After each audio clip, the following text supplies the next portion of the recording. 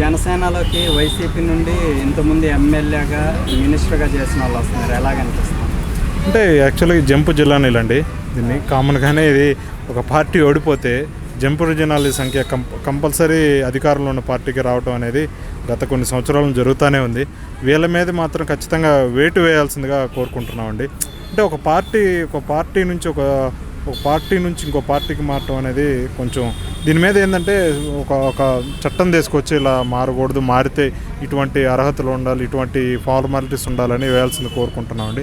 ఇంకోటి ఏంటంటే మారిన వాళ్ళు కూడా ముగ్గురు కూడా ఓడిపోయిన వాళ్ళే ఎమ్మెల్యేలు వైసీపీ తరఫున.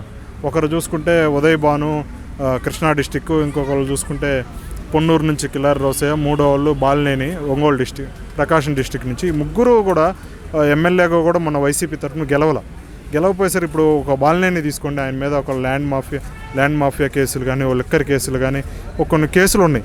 వీటి నుంచి తప్పించుకోవడానికి ఒక అధికారంలో ఉన్న పార్టీలో జాయిన్ అవ్వాలని వీళ్ళు ఇట్లా వచ్చారా అనిపిస్తుందండి. ఇప్పుడు కంపల్సరీ ఇప్పుడు అంత పెద్ద కేసీఆర్ కూతుర్నే పంపించారు జైలుకి, నెక్స్ట్ ఇంకా బాలినేనికి భయం పుట్టుకొని ఉండొచ్చు, నేను కూడా పోతానేమో జైలుకి అన్న ఒక భయం వల్ల వచ్చాడా అని ప్రజలకు అనిపిస్తుందండి. ఇంకోటి ఏంటంటే టీడీపీ భారీగా వ్యతిరేకత ఉంది బాలినేని మీద. అంటే బాలినేని టీడీపీలో జాయిన్ అయినా కానీ మేము చేర్చుకోము, అటువంటి వ్యక్తిని మేము చేర్చుకోమన్న పకడ్బందీగా టీడీపీ అంతగా పకడ్బందీగా ఉంటే వీళ్ళు టీడీపీలోంచి డైరెక్ట్గా పోకుండా ఇండైరెక్ట్గా జనసేన పొత్తులో భాగమైన ఒక జనసేన నుంచి పోదాం అనుకోవటం మాత్రం బాలినేని ఒక మైండ్ సెట్ ఎలాంటిదో అర్థమవుతుందండి.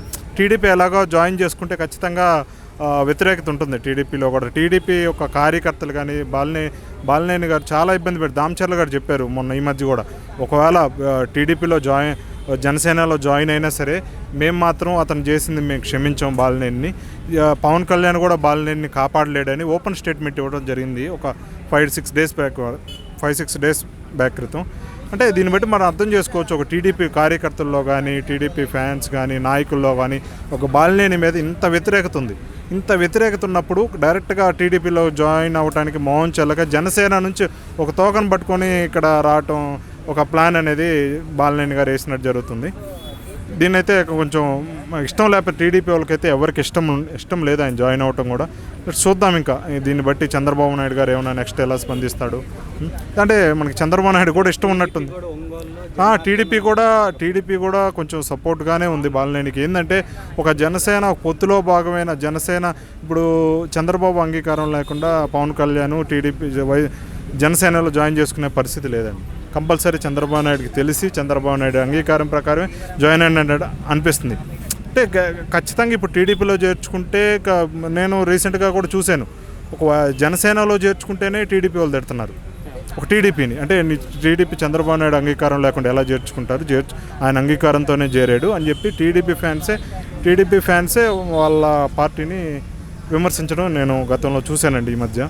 కాబట్టి ఏంటంటే తీవ్ర బాలినేని ఇష్టం లేకపోయినా సరే చేర్చుకున్నారు. చూద్దాం ఇంకా ప్రజల నుంచి ఎంత వ్యతిరేకత వస్తుందో అక్కడ చూడాలండి.